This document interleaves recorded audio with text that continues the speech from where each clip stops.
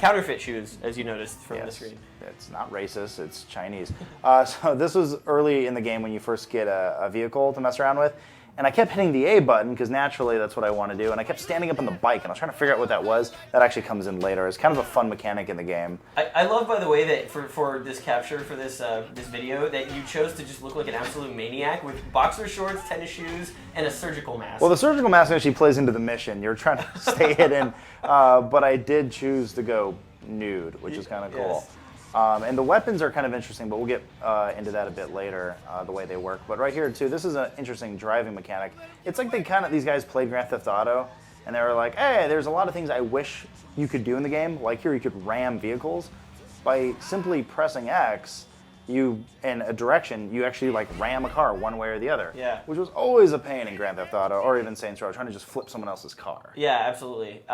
This is a sequence that shows sort of like the map, at least in this part of the game, of the city and the different districts inside the city of Hong Kong. I imagine there's a lot more, even though from what I'm playing, it feels pretty big. Yeah.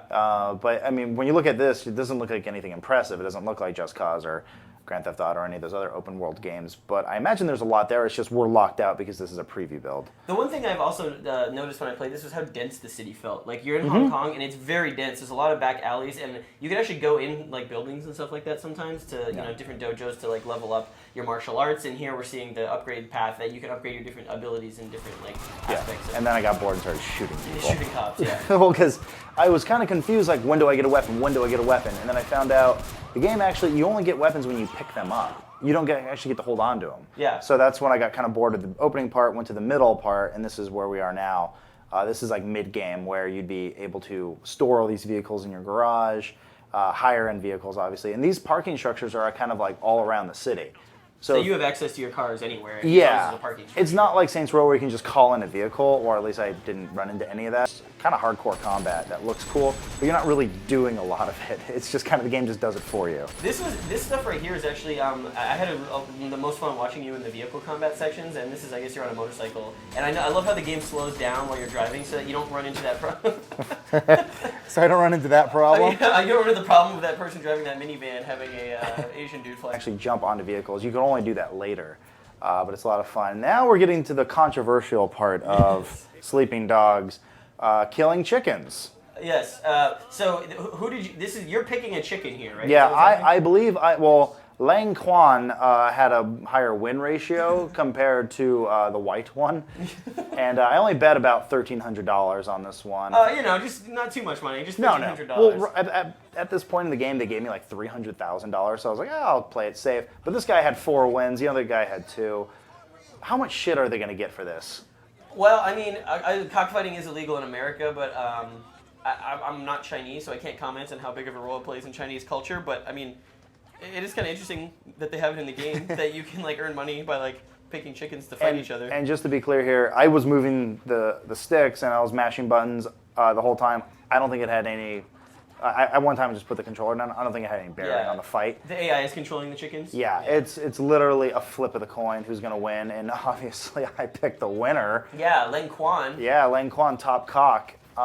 There was kind of a weird cash thing where it does count up all the cash I already had. And so I was sitting here going, wow, I made a lot of money off that bird. And that's one thing to know, this build is not final. It only contains really 2 sections of the game. So any like wonkiness that you see like in the footage is because the game's not finished yet. Yeah, I imagine this is still alpha stage sort of stuff. And I'm just wondering, is the controversy going to help or hurt the game? I mean, it obviously can only help it. Used to it. So it's an interesting thing. I like it because it does feel otherworldly. Like I think that's kind of cool. It's unique. It's a unique setting that we haven't really seen in an open world game yet. So yeah, and you mentioned it does feel a little bit like a Hong Kong movie, like Hard Boiled or something like that. Like they've got a good aesthetic going on. Like even I love particularly visually when weather effects happen in this game. Like when it's raining at night in Hong Kong, the game looks incredible. Like the pavement's all like glistening. It looks like it has that ice enhancer mod on GTA 4 on the entire time. It definitely has that sheen, and the lens flares are crazy going everywhere. And it's a lot of fun. It's super cartoony. Like, it is. Well, parts of it, and then parts of it are not. We were sitting here and I was watching you play, and there were parts where we were like cracking up, but then there were parts that were like, oh man, gotta cross my legs because my like balls hurt after you did that to that guy.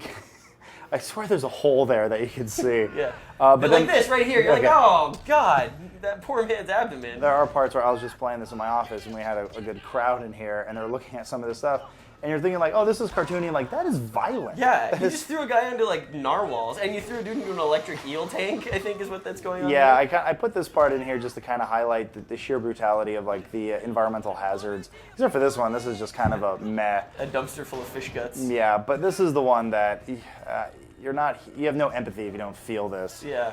It's kind of painful. God damn it. Oh, God.